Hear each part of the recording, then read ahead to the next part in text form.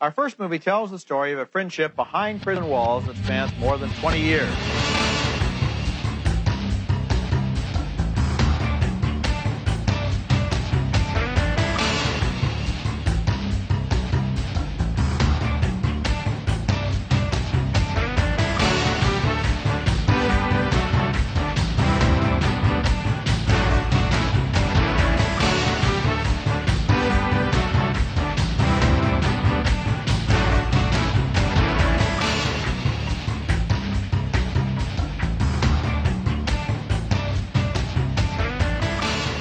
So welcome to episode 16 of Middlebrow Madness, an exercise in podcast hubris. My name is Derek Gane. I'm Isabel Arf. I'm starting this way because I have a gift to offer both Derek and the listeners. We've been gone for a little while. A little bit. We had a couple weeks off, but luckily that's given me time to find what I was telling Derek offline is perhaps the most delightful website that I've ever seen. And it's not the website of our sponsor, Bad Dragon. It is not, although bad-dragon.com. They did just drop. You can get enamel pins of like their most famous dildos. So if you want to do that, go for it. I'm probably gonna buy one because it's so stupid. I love it. Yeah, rep your dragon dick of choice. And they're only $10. You can get it looks like we got a horse dick, we got a unicorn horn, we got a tentacle. Oh, we are hot out of the gate today, aren't we? We got a dog dick, or a werewolf dick, I should say. Let's be clear, werewolf dick. 2 different dragon dicks and a dragon vagina. Dragina. Yes, because they make like fleshlights, but with dragons. Sure. Because I mean that's a market. Yeah. I mean, I've been on the internet long enough to know that is 100% a market. And no one innovates like Bad Dragon. But, no one innovates like Bad Dragon. Yes, it's not the Bad Dragon website, but it's something called Nature's Designs online. Everyone, you can Google that if you want. I'm going to read you from the front page. There's a lot more pages on it. I'm also going to read you just excerpts because the full thing is like 5,000 words long. But here we'll get you started so you can learn what this website's all about. Derek. Nature's Designs. Nature's Designs. So, welcome to Nature's Designs. What we offer. Reproductions of bald eagles and golden eagles that are lifelike and animated, taxidermy peacocks, white peacocks, roosters, and hens, other beautiful reproductions, including peacocks, swans, rocking horses, sheep benches, and black panthers, also called replicas or recreations. And here's the twist. Very accurate replica of a Roman cat of 9 tails, as well as realistic crucifixion nails and a crown of thorns. Whoa. Okay. Took a hard left turn towards the end, didn't it? I mean, I'm already of the opinion that taxidermy is kind of weird, but that wait, an authentic Roman cat of 9 tails and crucifixion nails. Like if you really want to get into that Jesus cosplay, boy, we're gonna get into that a different day because that page is also wonderful and delightful, and that page is just to be clear, warning number 1: this page is not for sissies, cowards, or those who are easily offended. Oh man. We'll get there later. For today, I want to tell you about... you're an eagle collector, right, Derek? Would you consider yourself an eagle collector? Eagles, falcons, crows, hummingbirds, tits, the whole 9. Well, attention, eagle collectors, patriotic freedom lovers, wildlife enthusiasts, and screaming eagle Harley dealers. Shit, that's all me. You can now own a legal screaming bald eagle. The reason my eagles are legal to own and sell is because they are reproductions made from a variety of poultry feathers and polymers. They are so real looking that in 1995, 2 Fish and Game officers actually confiscated one in Alexandria, Virginia, believing it was a real eagle. They took it to the Smithsonian in Washington, D.C. for testing. The late Roxy Laybourne, who pioneered feather identification, confirmed that it was indeed just a good reproduction made of poultry feathers. Of course, the officers returned the legal eagle to the owner with apologies. If you own one of Joel Donahoe's eagle reproductions, you do not need to be afraid of Fish and Game officers hassling you. They are aware of my realistic life reproductions now. This is so specific and weird. So we're going to skip a little bit ahead because there's a lot more.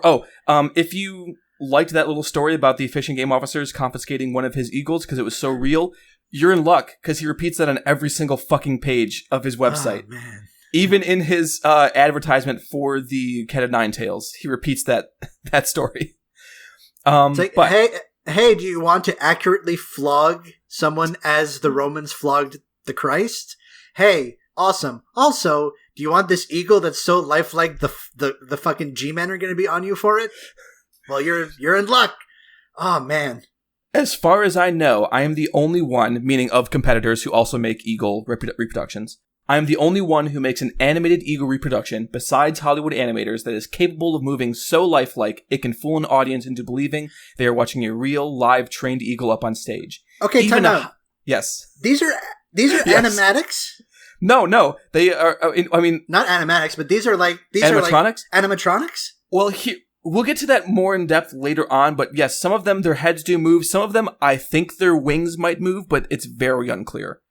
Because he seems to be weaving in and out as to whether or not these are articulated. But I mean, even Hollywood animators cannot pull it off without camera tricks and retakes.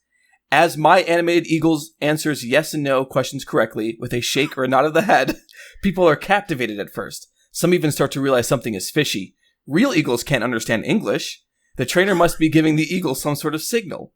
Crowds are always delighted to discover the magician's secrets and amazed to find out that it is a legal, animated eagle reproductions made from just poultry feathers. I don't think that counts as magic. No, that's not a magician's secret that you bought, like, a mechanical bald eagle reproduction. Yeah, so, this is a mechanical Turk. This is literally what a mechanical Turk is. Yeah. But, so I'm also yes. crucifixion nails. I'm skipping a lot of stuff. As an impulse item. Because the crucifixion nails are by far the cheapest thing, because we will get to prices at the end of this, but oh my god. So this is the last paragraph I'm going to read, because there's so much more, but I really need to keep myself under control. So, and I love this next sentence. I really like, when I saw this sentence, I was so overjoyed to be able to tell you this sentence, Derek. So, okay. Even though my animated eagles are pathetic child's play compared to God's, I keep trying I keep trying my best to imitate his work. Big mood.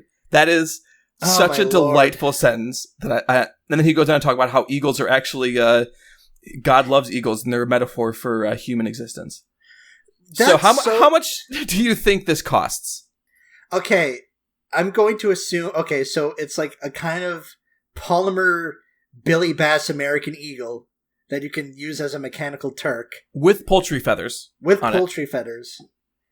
I'm going to say $1,500. Oh, Derek. I'm either way too low or way too high. You are not in the market for eagles, clearly, because if you did, you would know that for a legal eagle without animation, so just like the prop, it is $3,500. Holy shit! For an eagle with an animated head, that's $4,000. And then it's $4,500 for animated heads with opening mouth and loud screaming capabilities. I don't know why that's necessary. I feel like you could, if you're already going to all the trouble of acquiring this eagle, can't you just pipe in sound from somewhere else? Probably. But either way. Also, I feel like $1,000 to have a moving mouth and a voice box is a lot. It's a lot of markup. Well, it's only $5,000 for flying. Oh my god. For flying eagles without remote control. I don't know what that means, is the problem. And he doesn't explain it ever. Does that mean that the wings move? That's my instinct, but the way he's saying it is that, check it out, if you flip the switch, this motherfucker flies. Like a bird. So, like... Oh, man. I love that it doesn't have a remote control either, so, fuck you if you wanted to turn it off. You have to approach the eagle, and I guess maybe there's a switch in its belly or somewhere else. There has to be a switch on it, or else it just flies forever. But God. I don't know what that means, and there's nothing on his website that would tell me what it fucking means. So that's that's our first dalliance with Joel Donahoe.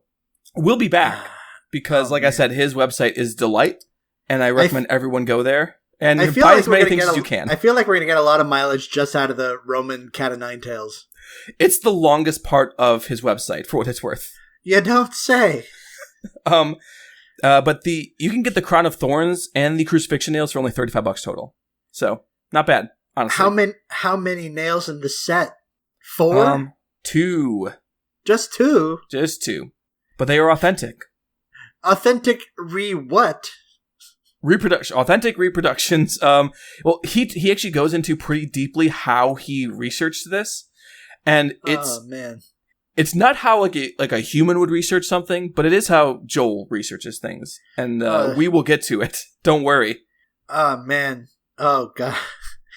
So this means that this is episode 16. That means by the time you reach episode 50, we're going to be talking about some people who get actual literal ass crucified. That's the way this is going. I actually don't think that's what this is about. Although we can talk about Chris Burden at a later point. We can talk about his art piece where he got crucified to a VW bug. Yeah, I'm familiar with the work of one Chris. Was it Chris? No. What did you say his name was? Chris Burden? Chris Burden. I was going to say Chris Marker, even though I just heard it. But yes, Chris Burden, the guy who nailed himself to a beetle. Yeah. But we're not here to talk about performance art today, are we? But instead, just the art of performance. The art of performance, yes. Because on this show, Middlebrow Madness, we don't always talk about weirdly specific online retailers who, for some reason, feel as if their reproductions of creation are piss poor compared to God's. Sometimes we talk about movies. I respect that humility, but yes. Ah, man, the notion that you shouldn't make anything because it already exists is weird. Oh man, that depleted me in a strange way. So what do we do on this website, on this podcast? Well, this podcast is hosted on a website that you can visit at noisespace.xyz. Our show, other shows. But no, what we do is we talk about movies, specifically the Internet Movie Database's top 250 movies of all time. We've put all of those movies plus 6 ringers, 6 bonus movies that me and Isabel have added, and we've put them in a giant single elimination bracket, and we will through trial and error, through courage and grit, and many hours spent on the couch watching movies, we'll figure out which one is the best movie of all time, asterisk. The best movie on this list, that is. So this is episode 16, which means at the end of this, we're going to be officially 1/4 of the way up our bracket, which is both galvanizing and depressing in equal amounts. Yeah, we're going to be at this for a while, but we've already been at it for a little while as well. Yeah. So today, as with all of our other episodes, we're going to talk about 2 matchups involving 2 movies, the winners of which will face each other in round 2. So let's get right at it. So our first matchup for the day, the 126... Well, I should actually just say what the matchups are. So today's matchups are going to be The Great Escape versus Chinatown and Godfather Part 2 versus Perfect Blue, which is the first of my ringers. So yeah, let's just jump right into it. So our first matchup today, the favorite, the 126th seed, The Great Escape, released in 1963, directed by John Sturges, written by James Clavell and W.R. Burnett, based on the novel of the same name by Paul Brickhill, starring Steve McQueen, James Garner, Richard Attenborough, and Charles Bronson. Let's see. That is wild that's the favorite there. Well, it's not the favorite by a lot.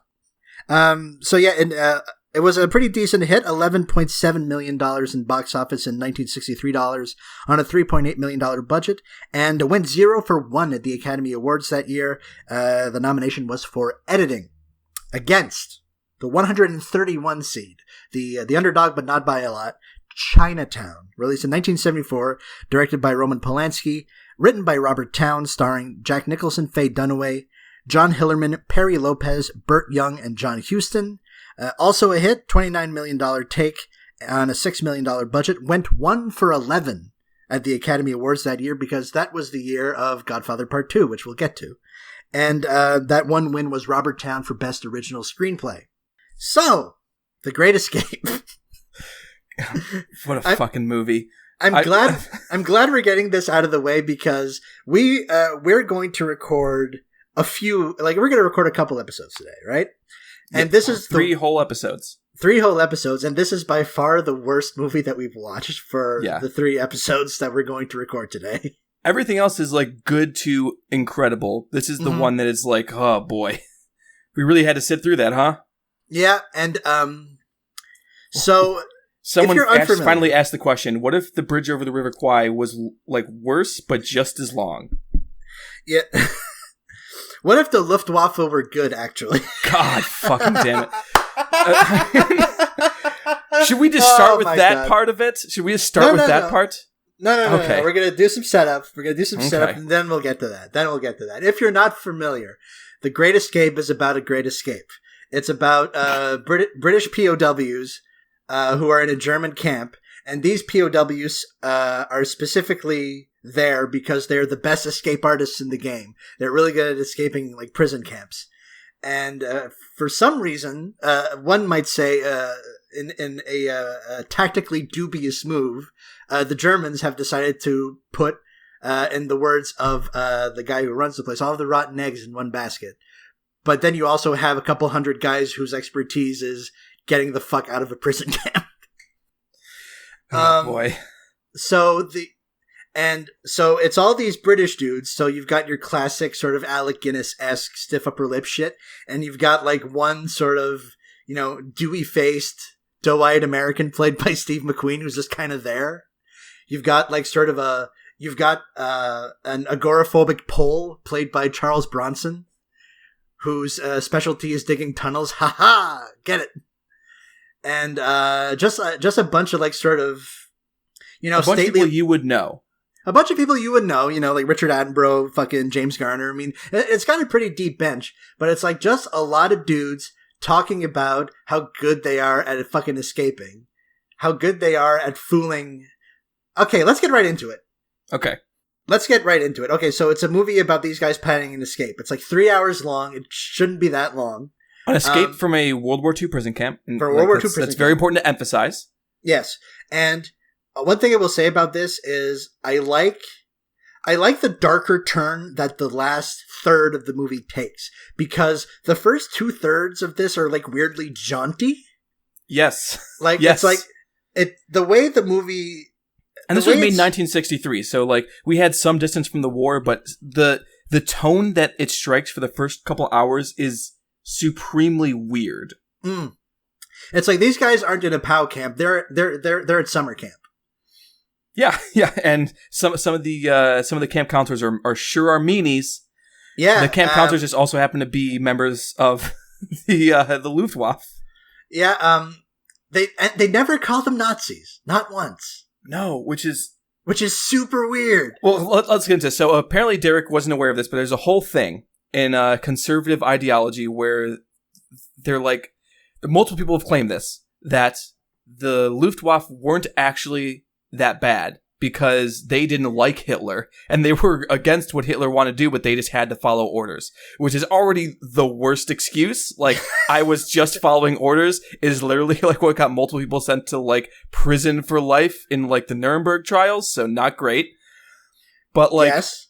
The fact that in this movie, the leader of this camp is explicitly positioned as being like, oh, I wish I could be nice to these people, but it's Hitler's breathing down my back. It's very like a workplace comedy almost. Kind of. And I don't want to be controversial here, Derek, but I am going to say something that might ruffle some feathers. All right. I think the Luftwaffe also suck and were definitely Nazis and should have died. Well, they were the Air Force branch of the Nazi party. I mean, that's pretty damning. Like, I think being any branch of the Nazi party is not a good look. Not a good look.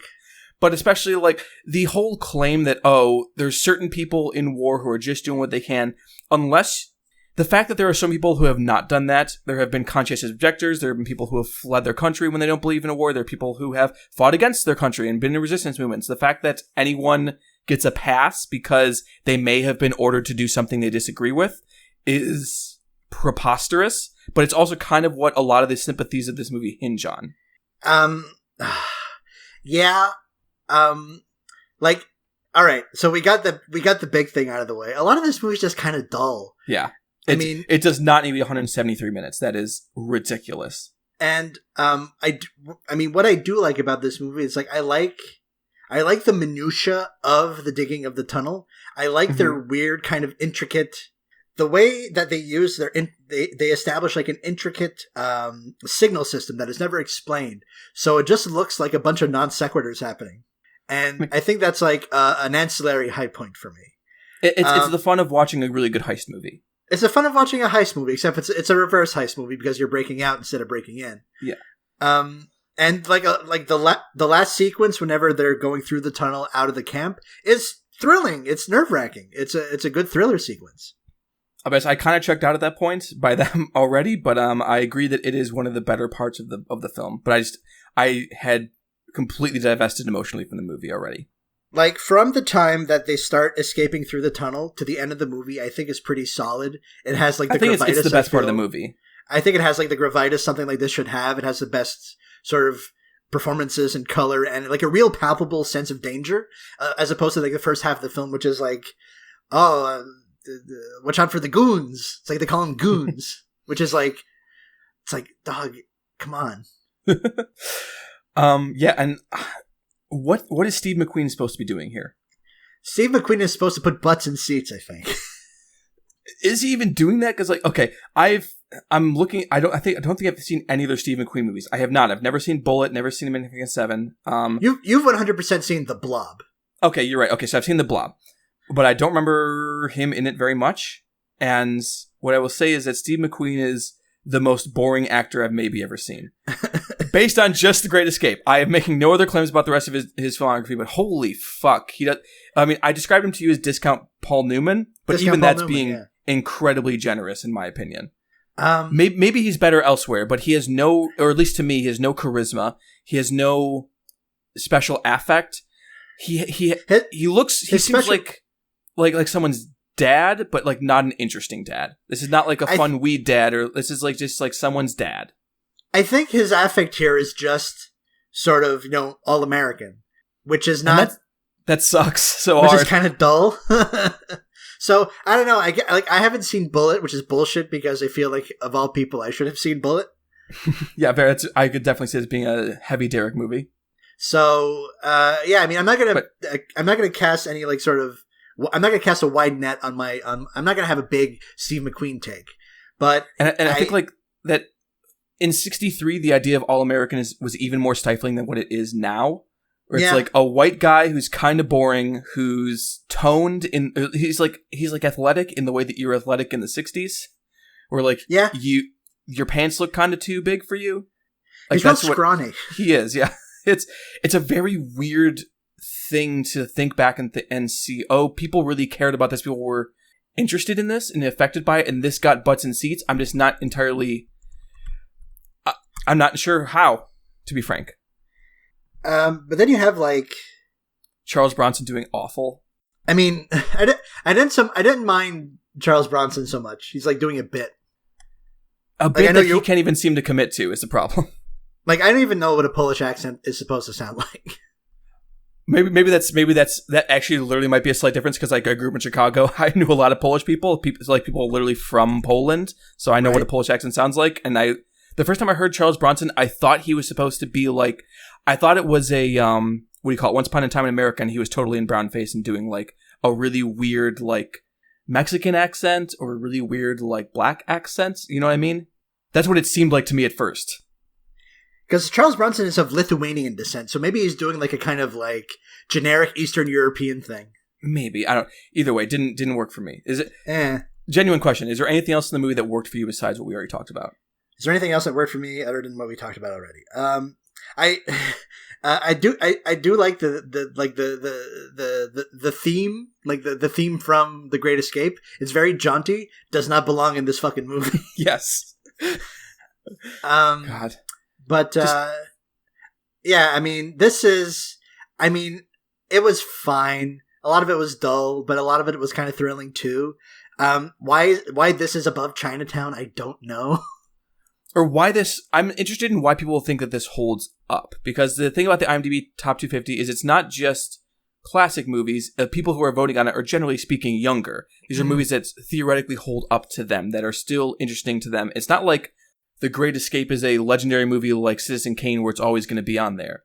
Like, no one's really saying, hey, Citizen Kane, The Great Escape is one of like the greatest movies of all time. You know what I'm saying? Like, no like popular critic nowadays is saying that. I think a lot of it is received knowledge. Like, because if you're if you're like one strata of film fan, there's two ways to look at a movie. There's, this is what one of the great movies is supposed to be. And also, why the fuck is this considered one of the best movies? It's something like Shawshank, where it's like, this is like consensus the best film of all time. Like, there's two ways to look at something like Shawshank. There's like, okay, so this is consensus the best movie of all time on the Internet Movie Database. So that's my yardstick versus what the fuck is this doing in number one?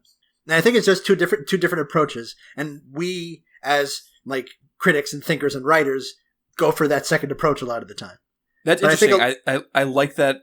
I like that explanation, because you're basically saying that like some people get their kind of like critical apparatus from the received wisdom of certain things having been great, whereas like other people approach it from the other side of like, there's things I already like, and I know what I like, and I want to develop that, and I want to develop things I know, but I can tell when I see something like that's not good, even if the consensus is that it is good. So that's my instinct. Yeah. No, I think that maybe The Great Escape has just been culture in the cultural conversation long enough that people watch it knowing it's supposed to be a great movie and adjust themselves based on that. Like you had told me in the Slack that this is like a Christmas movie in the UK. Yeah, which is wild. Well, it is about UK POWs, like British POWs, escaping a German camp. Which, okay, but not cool, during Christmas. Not during Christmas. I feel like a Merry Christmas, Mr. Lawrence would be a more apropos choice, but maybe that's a little too artsy fartsy for Christmas. I was like, that's a little too weird for that's a little too gay for, I think, mainstream British acceptance. Fucking throw that on while you're having I don't know what the fuck the Brits eat for Christmas. Fucking bangers and mash, meat pie, toad in the hole. Pie. Who knows? Toad in the hole. Fucking the toes of urchins. I don't know. A toast sandwich. Oh, right, toast sandwiches. I was gonna say that's right? A real thing. Yeah, I remember because like real ass food. I remember that Ross, our British friend, had never heard of this thing, and it was like my Ross. Favorite joke about like British food is that a toast sandwich is a sandwich made with 2 thick slices of bread in which the filling is a thin slice of toasted bread. Ross is the worst Brit ever because he doesn't know jack shit about British food or soccer or anything you would like think to be like. If I ask like the British cultural consensus on anything, he's not gonna be able to give it to me.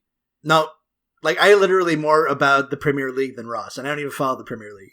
Like I really want to know what the British think of like the Roman invasion of like Britain and like what they think of the Picts and what they think of like actual like native British resistance against the Romans and things like that, because I'm basing this off of Centurion, which is a movie about that essentially, and it seemed weird to me that like the heroes were essentially the guys I would usually think of as the bad guys, but fucking Ross doesn't know enough, and I don't know enough British people that ask for like feedback on this. So if you're British, contact us. Tell us how you feel about the Romans. Tell us how you feel about Hadrian's Wall.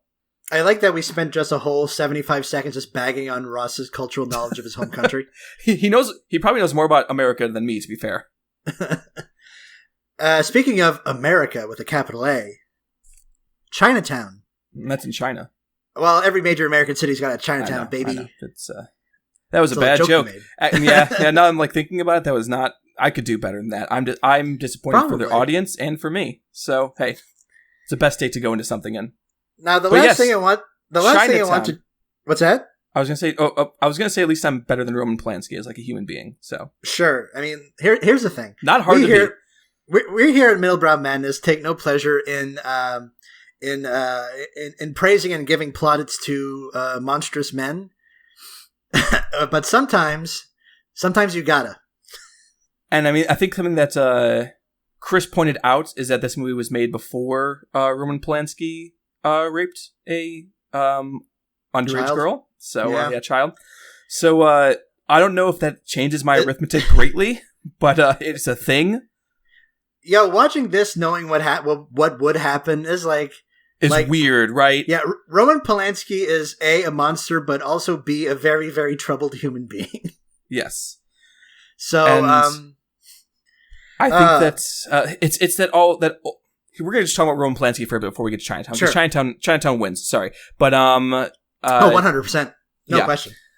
But the difficult thing about Polanski that I've always found, because his life has sucked, Oh, 100% across the board. Like I'm correct in saying he grew up in World War II and like was hidden by like his parents, right, or something like that. Something like that. Either way, had a very bad time there, as most people did during World War II. And he was in the Krakow ghetto, which is fucking bad. You know, we're not gonna rank the ghettos. It's still not. That's bad. Yes, that's bad. And then obviously Sharon Tate is his wife was pregnant at the time, was murdered by members of the Manson family. Oh my lord! And then he makes Chinatown. And God, this is why it's difficult to talk about him, because he's clearly a great filmmaker. I don't think I'm saying anything controversial in saying he's a great filmmaker who has done some at least one absolutely terrible thing really that he's reprehensible thing that he's never actually like owned up to, and like what do you call it? Received any kind of punishment for, essentially. I mean, no. Like I was gonna say, maybe being fucking exiled, and maybe fucking being functionally exiled to Europe forever is punishment in itself, but it's not. It hasn't even really hurt his film career. No, he's still making movies. Yeah, still to this day, and people are still in them. And I guess still in them. We don't have time to get into this. I should say, like I just said, I'm clarifying myself here for a second.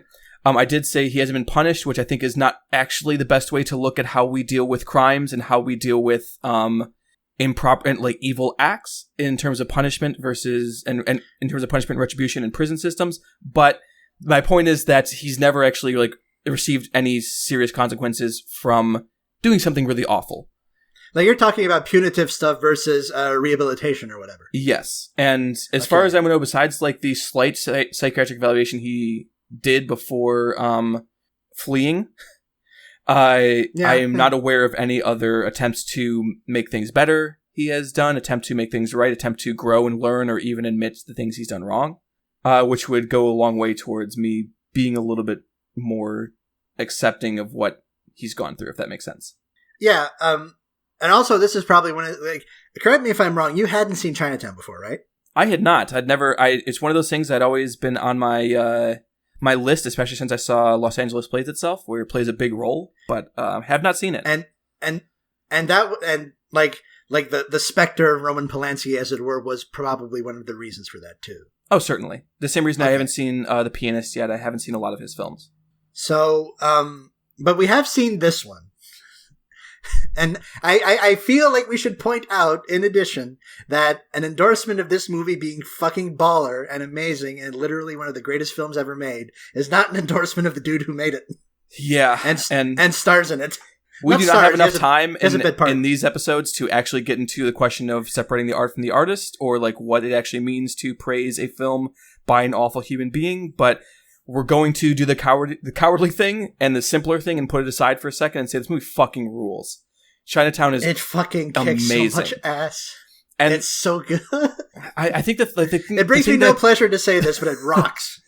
The thing that I pointed out in my Letterboxd review of it is that everyone, even if you've never seen this movie, you know the end of it. You know the twist. You know how it ends. You know basically you know most of the movie, to be honest. And I expected it's like the your neo-noir. Yeah. This is it. And I expected the ending to be interesting and to work and to be like, okay, I see what's going on there. Like, I get why this was really impactful. But by the end of the film, that ending really was like a punch to the gut, and it really knocked the wind out of me, which is weird when I knew exactly what was coming. I knew even the rhythms of the acting. I knew the rhythms of the line delivery. I knew exactly what was coming.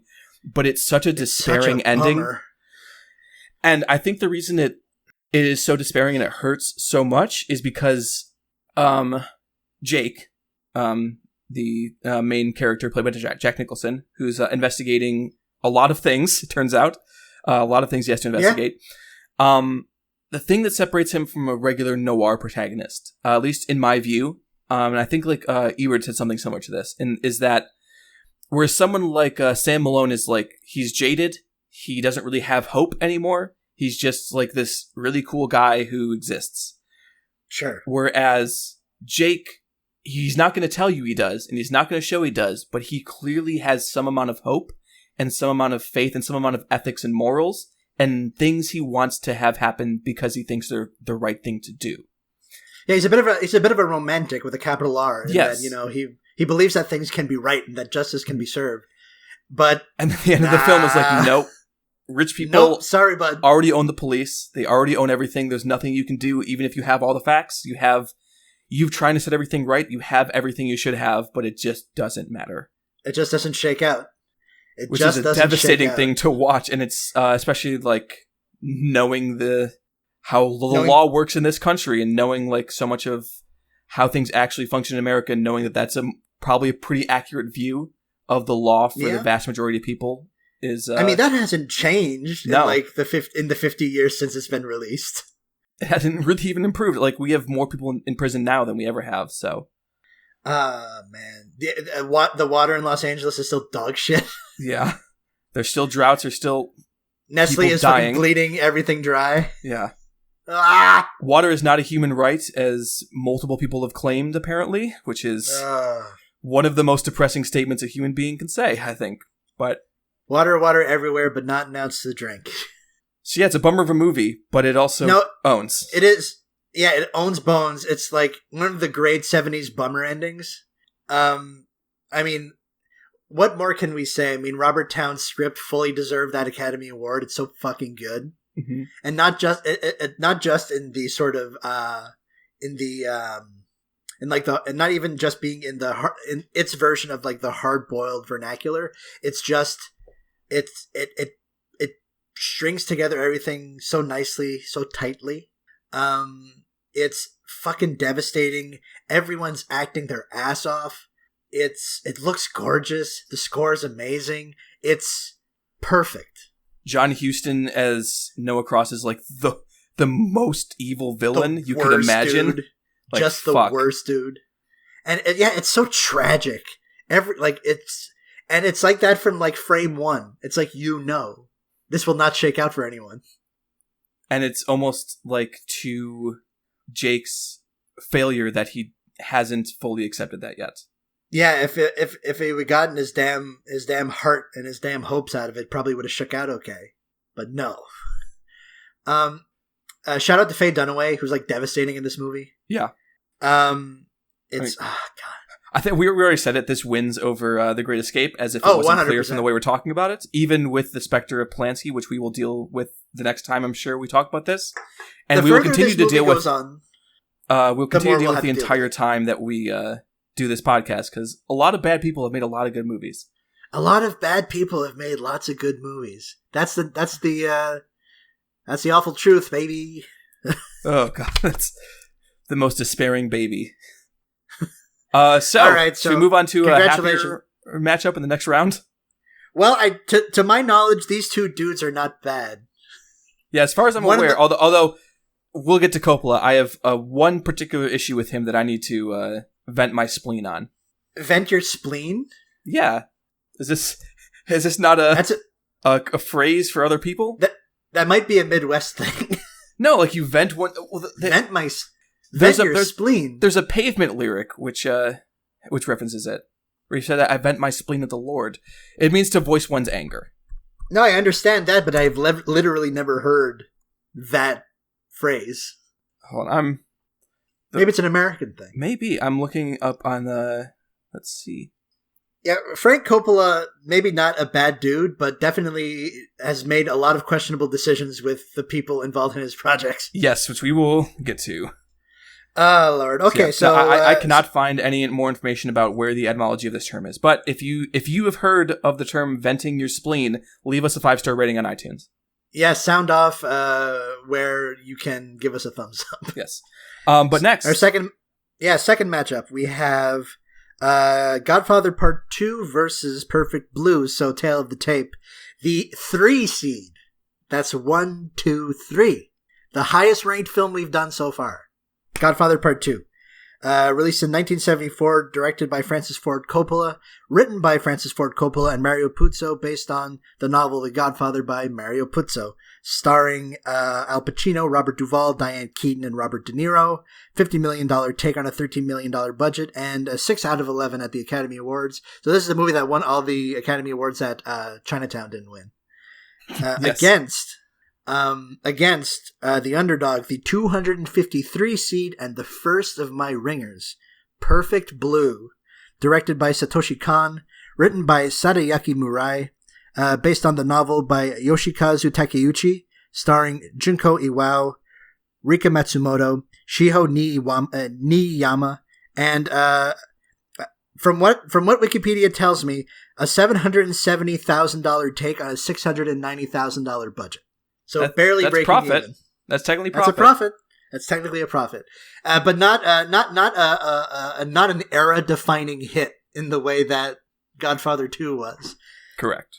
So let's talk about Godfather 2 then. We're talking just by luck of the draw. We're talking about Godfather 2 before we're talking about The Godfather, which is further up the bracket, because I think all of Francis Ford Coppola's 1970s movies are on this list. Is the conversation on it?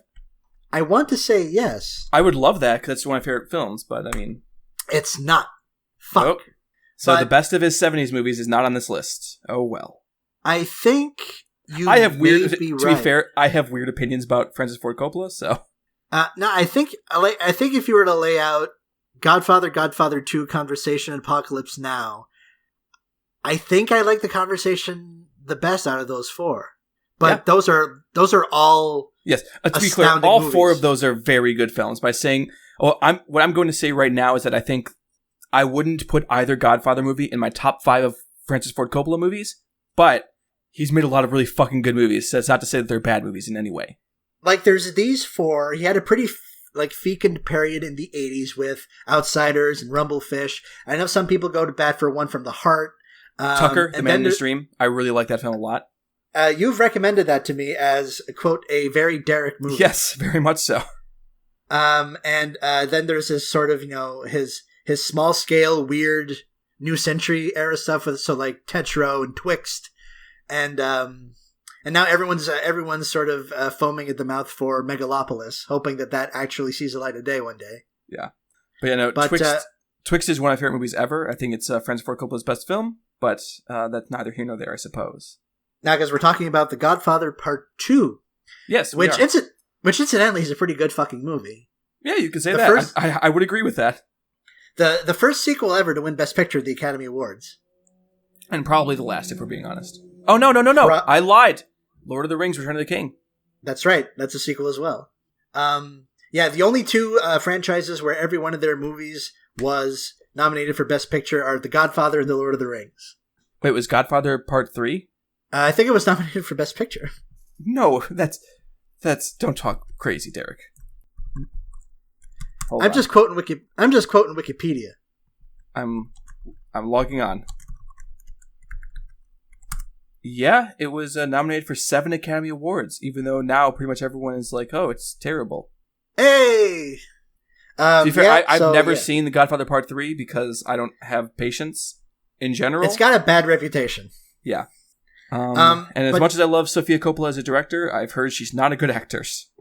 Well, you've seen Rumblefish, right? She's in that. I have she not, has a little bit part. Oh, it's a good-ass movie. I keep meaning to pick up the Criterion. Great Mickey Rourke performance. Good Mickey Rourke performance. Anyway, Godfather Part 2. Godfather Part 2. Obviously sequel to The Godfather. So whereas Godfather was the Marlon Brando show, more or less, this is the Al Pacino show, co-starring Robert De Niro. Robert De Niro plays a young Don Vito Corleone. His come up, his origin story. So yeah, this is functionally an origin story for the Corleone family. Running parallel with Al Pacino's current running of the Corleone family. And it's fucking great. It's this bummer, character-driven, painterly drama, much in the same way that the original Godfather was. And it doesn't... Here's the thing that's sort of fascinating with me, for me about the... Here's the thing that's fascinating to me about the Godfather movies is that they're very prestige-y. They look fucking phenomenal, but they don't betray their pulpy origins. They do betray. They're incredibly fun. Yeah, it's high drama. Yes, and because movies like this can run the very real risk of being dour as shit. And they are sad, but they're sad in the way that and I don't mean to like, I mean, take this for what it's worth or whatever, but it's like the stakes are super high. It's very operatic. Absolutely, but it's operatic in the way where you don't take it seriously, if that makes sense. I mean, you take it as seriously as the movie needs you to take it, but it's never, even when it's tragic, it never feels like, or at least I wasn't particularly emotionally like, oh, devastated. It's like, oh, this is opera, this is melodrama in a way. Yeah, it's kind of melodrama. There's like man,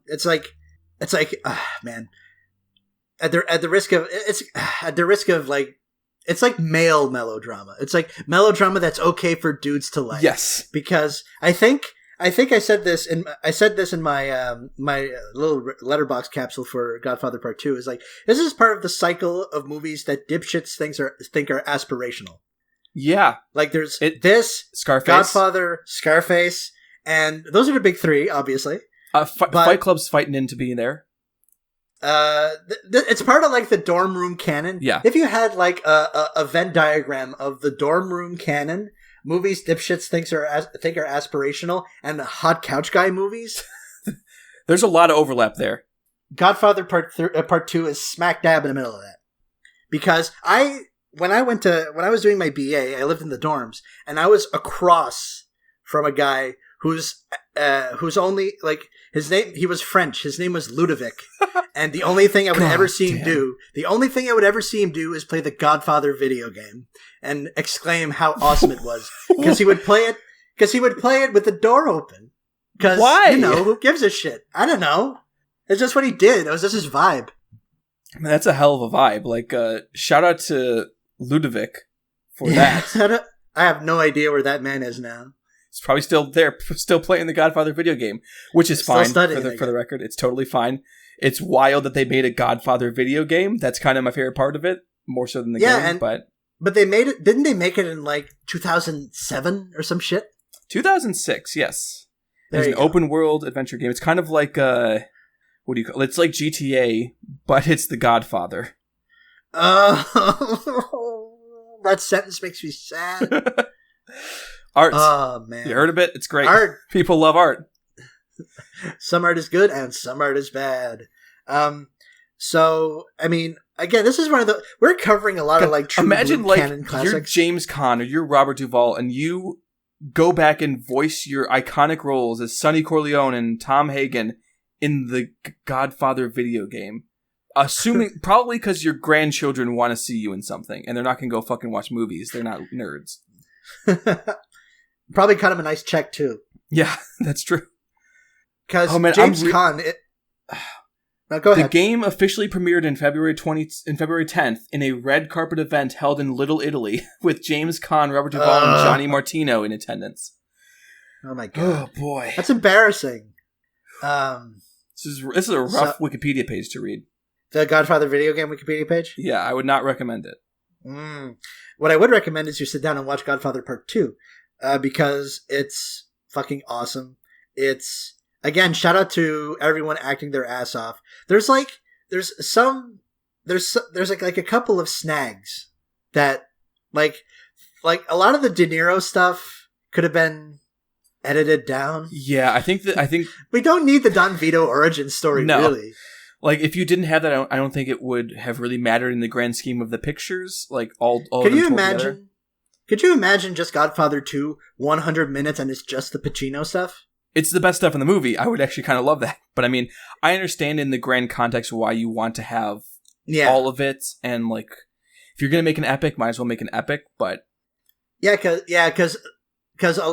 when they show this on cable, they usually put 1 and 2 together, and they just run it as like a 5-hour movie, which is like, there I get it. And we're gonna get to Kill Bill, and that's another like 3.5-hour behemoth that they just show as one thing. Yeah, and I think that's the separation, like watching just Godfather Part 2 and not watching Godfather before it, like we did for this podcast, is reminded me how there's a lot of things in Godfather Part 2 that work really well in the context of both of them, but as a standalone movie is kind of just not wonderful. Yeah, that like De Niro's kind of like Don Corleone rasp is a little cute. Yeah, a little bit. It's like it's very much like this is This is going to be a mean thing to say. I don't mean it as mean as it's going to sound, but I already started doing it. It reminds me a lot of Val Kilmer in The Island of Dr. Moreau, where he's doing his best Brando impression. It's something. You think they talked about that shit in Heat when they were doing Heat together, De Niro and Kilmer? Like, fuck, remember that? Remember when we were both in movies? Remember when I was in a movie with Marlon Brando and everyone fucking hated it? Remember when you were in one and everyone loved it? That was weird. But he wasn't in it. He played him. No. Oh, hold on. Are you not... Marlon Brando is in the 1996 Island of Dr. Moreau. No, he's not in... No, De Niro's not in the first Godfather. Yes, okay, sorry. I was doing the thing where I combine the movies together in my head. I would want to see that movie. Oh, God. Imagine the Island of... What if... Okay, here. Alternate headcanon. Sure. That's... what do you call it? Don never actually dies. He actually just goes to the Island of Dr. Moreau, and it picks up from there. The Island of Don Corleone? Yeah. Great movie. I'd watch that. Island of Dr. Moreau is an incredibly underrated movie. And I'm not just saying that because I am the world's biggest Richard Stanley fan. Richard Stanley. Oops. Now we have to end this podcast. Was just... Should we talk about Perfect Blue? I feel like we've said everything there is to say about The Godfather Part 2. Yeah, The Godfather Part 2, what else is there to fucking say? I mean, it's fucking awesome. Now, here's the thing, though. Here is the fucking thing. Yes. I think that Godfather Part 2 is probably one of the best movies of the 70s. Certainly part of that Coppola God run in the 1970s. But I think Perfect Blue is one of the greatest movies of all time. Oh, I 100% agree. Like, sorry to like spoil it before we talk a lot about Perfect Blue, but yeah. The thing with animation. No, we're talking about The Thing later. Yes, we are talking about The Thing later. But yes, yeah. Perfect Blue. So the thing with animation is that I made a crack about this on like Twitter or something. It's like animation is the greatest special effect there is because you can make it do anything. The limit is your imagination. Like even the most sort of technically competent directors will have to compromise somewhat because of like physics. Yes. Even Michael Mann will have to be like, okay, well, I can't do this thing because that would mean bending the laws of space and time. We'll settle for this. You don't have that limit in the field of animation. I mean, to take literally an example from The Thing, like I think The Thing has the greatest like physical special effects ever done. It's up there. And no matter how much you paid Rob Bottin, no matter how much time you gave him, there are certain things he just can't do. But like Satoshi Kon can do whatever the fuck he wants. Yeah, because the only limit in animation, like here's a little secret for those of you out there in podcast land that don't necessarily know me or Isabel or any of our particular sort of cinephilic proclivities. We really like animation. We do. Like animation is like even now I think is like when we're talking about some of the greatest films ever made, the amount of films that are animated that get into conversation is not nearly near the amount that it should be. No, it's still just from my own experience, it seems like it's still thought it was like a kid thing and still thought it was, well, those aren't real movies. Those aren't like actual great movies. You can't just the same way you can't say that a comedy is one of the greatest films of all time. You're not allowed to say a animated film is one of the greatest films of all time, unless it's like 2 or 3 specially selected Disney ones that everyone agrees on. And out of Madhouse Studios comes Satoshi motherfucking Kon out of the fucking gate with literally one of the best movies of all time. Yes. And just I want to say off the bat, I think Satoshi Kon is actually probably this is going to be bold, but I'm going to say it because that's what we do on this podcast. We make bold claims. You make bold claims. You do sometimes too, Derek. I guess I just did make one, right? You did.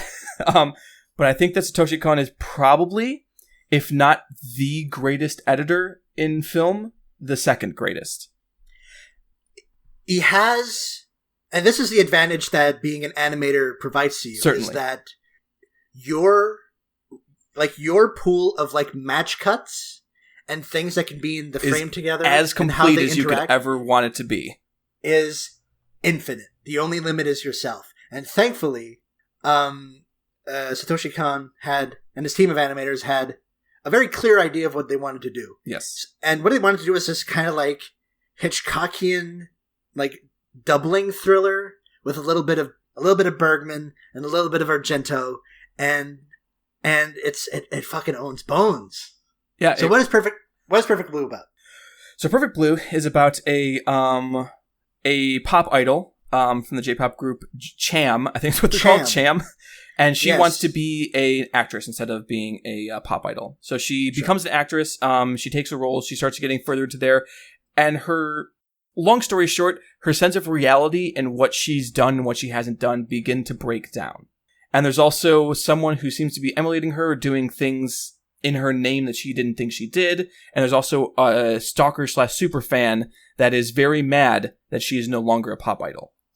Yes, this movie, among other things, is very perceptive and about yes, fame and fandom and sort of the rigors of being a working performer, but also just the horseshit that like female artists have to go through. Yeah, and I think that, I mean, we'll probably have to put a content warning spoiler here because I'm going to talk about some pretty intense stuff right here, but I think we have to. Oh, that's really... a good call. I'm going to write that down. Yeah. There's some stuff I really want to talk about in regards to this movie that I have to talk about in order to get to what we want to get at, I guess. So the thing that I found so astonishing watching this time is because Perfect Blue was always like my third favorite of Satoshi Kon's movies. Whereas like my first favorite is Millennium Actress, my second favorite is Paprika, and I thought Perfect Blue was an incredible piece of craft, but it didn't have the same emotional affect and emotional weight. I was wrong. And specifically I was wrong in I didn't give enough credit to how Kon presents like you said, the specific bullshit that female performers have to go through, and also the after effects of sexual trauma and the after effects of being seen as a sexual object, because it all kind of starts. It obviously starts when she's a pop idol, but it starts quote unquote when she does a rape scene for her for a performance. Yes, and here's the weird, like one of the things about this is that even though the movie takes great pains, this is still early enough in the movie that the melding of reality and imagination isn't like locked in yet. Mm-hmm. Like it takes great pains to go, okay, so they want you to do this scene. I'm going to do this scene because I want to, it'll be kind of like, it'll be good for the craft. The staging of the scene, the calling of action, the doing of the scene, the interruption in the middle, yes, the interruption of the scene. And one of my fucking favorite parts of that is when the actor doing the aggressing just kind of leans over and says, "I'm so sorry." And then they start doing the thing again. And it's like, Jesus fuck. It's some intense shit. Yeah. And when they go back to the scene after shooting the scene after that break in the middle, it begins to be shot as if we're seeing what it would look like in the movie or look like in the TV show. Yes. And it looks like an actual sexual assault and rape. Sure. And because of and then from there we move into, I want to talk about that a little more in a second, especially like how I connected with it, but also then we move from there into, she does a photo shoot with a photographer who's well known for getting women out of their clothes. Sure. And then these things keep kind of stacking up until you just see there's this intense weight of sexual aggression on her, even if she was never literally raped. Right. There's still this intense pressure of sexual aggression, sexual harassment, and sexual assault that she's kind of expected to deal with as part of being an actress and part of being a woman in this industry. That is, I didn't expect it to hit me as hard as it did, but it really did. And especially the rape scene and afterwards, because very rarely do male directors get this right. Like, as someone who's watched a lot of movies that have a lot of rapes, because I guess that's just the default plot point and no one knows how to do anything else. Genre, baby. Yeah, I've seen a lot of fictionalized depictions of rapes, and this is one of the only two, along with Miss 45, where I'd say that a male director actually hit it and was able to create a portrait that myself, as someone who has survived sexual assault, saw as realistic and saw as resonant and powerful and not exploitative. And I think one of the reasons it's not exploitative is because he takes so much time with her, and to see her, the fact that Satoshi Kon takes it seriously enough to know that this wasn't literally a rape, but it still is traumatic, and it still is incredibly difficult for her to get past, and it makes her feel dirty. It makes her feel like defiled, essentially, or like that she's no longer pure or good.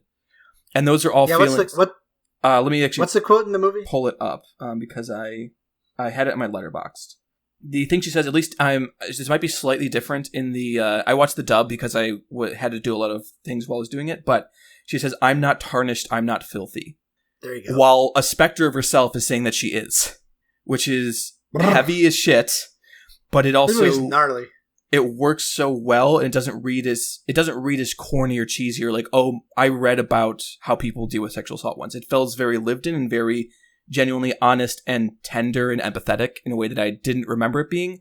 And like I thought about it like for the rest of the day. I didn't get triggered from it. I hate to use that word is such a bad connotation now, but I'm using it in the actual correct way. In the actual correct way. Correct. I didn't get triggered by it, but it did make me think about my own experiences. It did make me kind of reflect on the ways that I dealt with those and I saw myself so much in the film. And that's a real testament to how well he portrays that. It's so telling because there's that whole preamble to it, towards it. And it doesn't mitigate any of it. Not before, not during, and really not after. It packs a wallop. It is devastating, as it should be. Yeah. So, Perfect Blue. Is there anything else we want to get into with? I mean, we'll have a lot more to say later, obviously. Picking nits. Just a couple of nits. Did they have to make the stalker guy look like that? Yeah, no, I agree with that. That's the one thing that when watching it, I was like, yeah, that's the one thing I wish that they didn't do. I mean, did they have to draw the assistant in such a way that sort of makes it visually rhyme with that person? Especially in the eyes? Apparently they did. I guess so.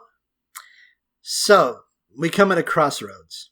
One movie that is very good, and one movie that we are in agreement is one of the greatest films ever made. What a crossroads. However we would choose, Derek. Well, because here's the thing. We were talking about received wisdom earlier in the show. Received wisdom, the conventional knowledge dictates that Godfather 2 should win this pretty handily, but I don't think it does. No, I agree. I think Perfect Blue is a pretty easy one for me to move forward. I think there are not to say that Godfather Part 2 is bad in any way. No. we just praised it up and down movie. A second ago. But I think there's a lot. Well, it's kind of like what you were talking about earlier. It's like there's going to be a lot of 45-year-old dudes who are going to be like, what? Godfather 2 loses to a fucking cartoon? If you have not watched Perfect Blue, I assure you will have an experience with it. Yes. I don't think there's a lot of 45-year-old guys listening to our podcast. I don't think so. We don't have numbers on that, but I don't think that's the case. But so here's the special thing. The rules of our show dictate that if we ever come to an impasse between a movie that's on the list and one of our ringers, the IMDb movie automatically goes on. The only way for a ringer to go on is if we both agree. And we both agree this time. So congratulations, Perfect Blue. You get to face Chinatown in round 2. What a fucking matchup. Wow. Oh, God. I don't even want to think about it. That's I literally have both those movies listed as 5-star movies. I don't know what the fuck I'm going to do. But we have some time until we get there. And why is that, Derek? Do we have more time than usual, maybe, than people would originally think? I'm trying to set this up, but I didn't set it up very well, but I think you know what I'm going for. Yes. So our next episode is going to be kind of a mini-sode. We're going to do kind of a State of the Union, of a State of the Podcast, if you will. Excuse me. We're going to go through some fun superlatives about the first 32 movies that we've covered. Maybe even make some predictions. Who knows? And also, it's going to be a kind of a signpost episode, so that if people kind of jump in, if we're deep in round 3 and people want to jump in, they can kind of listen to these signpost episodes and be like, okay, so this is where they were 25% up round 1. So yes. We're going to have our 1/4 of the way up the bracket spectacular. We will find a better name for it, I swear. And coming out as our next episode. And for those people, we'll also do just a very, very quick, not like in discussion, just a quick recap of what's won so far. Yes, we're going to do basically a setup of what is in round 2 so far. Yes. And then after that, we're going to go back to our regular format. We're going to be covering we're going to be covering 2 brand new matchups. The first group of matchups in the second quarter of our bracket. Well, for round 1 anyway, which also means that I personally will not feel so bad about using a veto. So now there's this whole pod, and I don't know what the hell I'd be using it on. I was looking at these. I don't know what you would choose to use it, but we'll see. It's like, I don't know, like just scanning it real quick. I don't know if like any of these movies are like I don't know if any of these are like close enough to be like. You could spite me by moving them forward 3 billboards. I mean, we'll talk about 3 billboards in due time. It's like, I thought that movie was, maybe you want to completely disrupt all predictions we've made and force Finding Nemo forward instead of 2001. Oof. See, I'm not that much of a sadist, though. Well, I think that's the best Pixar movie for what it's worth, but we'll get there. We will get there. But I think that's it for this episode. I think we've just got plugs left to do. Yeah. So to recap, Chinatown versus Perfect Blue in round 2. Very much looking forward to that. It's going to be a hell of a matchup. So if you want to yell at us for eliminating Godfather Part 2 in round 1 against a fucking cartoon, are you serious? You can always drop us a line at middlebrowmadness@gmail.com. We are also still soliciting recipes, vegan preferable. And what was the other thing we were soliciting? What? Oh, wait. I'm honest. I was reading something, so I zoned out. I don't know what the fuck you just said at all. What are we soliciting for in the email other than recipes? Recipes, and I thought that was it. Oh, any insight into Bollywood films? Oh yeah, insight into Bollywood films, and maybe opinions the conquest of Britain by the Romans. Yes. We want this to be a multicultural podcast instead of just just 2 white people talking about their assumptions of things. Yeah, I mean, we can guess, but guesses are often wrong. Yes. If you want to tell us to our face that we're wrong, our virtual face, that is, you can always contact us on Twitter. I'm at Derek_G. Isabel is at Space Jam Fan. You can also, I guess, follow us on Letterboxd if you're into that kind of thing. I'm also there at Derek_G across platforms, baby. And Isabel's there at The Trap's Jaw. You can find this episode and every other episode of the show and a lot of other episodes of other shows on noisepace.xyz. That is our podcast network. Maybe you've heard of Henry Kissinger's Pokemon Going to Die. Maybe you haven't. It's our buddy Matt who runs the operation. Shout out to Matt. And what else is there? Rate us 5 stars on iTunes. We are so small that it would go a long way towards. Rate whatever you feel is fair. But I feel we're a 5-star podcast. I mean, yes. Well, I am biased. Give us a star for every time we've talked about dicks. Yes. So we're a 64-star podcast or something. Exactly. I would probably give us a 4 stars. Wow. This is a podcast that you host, Derek. Yeah, I give us 5 stars because I believe in us. I believe in us. I care. I think that we're probably the greatest podcast in history. I believe in this pod, goats. But I don't believe. Greatest of all time. I believe in this. Fuck the McElroy brothers. We're the best podcasters. That's not true at all. Do you want to call out the fucking McElroy hive? Do you want to do that? If it gets us some attention, sure. It will get to them. It will get to them. They should. Hey, Griffin, come on. We'll have you on the podcast, and Justin and Travis too. We'll have all 3 of you. You know what? What's Clint doing? We can probably spend some time with Clint. You know what? I think we could probably swing Clint. I don't know if we can swing the brothers. So, Clint McElroy, if you're listening, please get in contact with us. We'd love to have you on a special episode.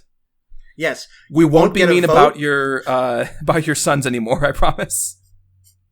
You won't get a vote, but you will get an opinion. Which is all we can ask for in this crazy mixed up world. Anyways, I guess so. It's time for us to leave, isn't it? Because we have more podcasts to record today. I'm we got sweating. 2 more of these to do. So I've been Isabel Arf. And I've been Derek Godding. Have movies, be jolly. Have movies, be jolly. Good night, everyone. Good night.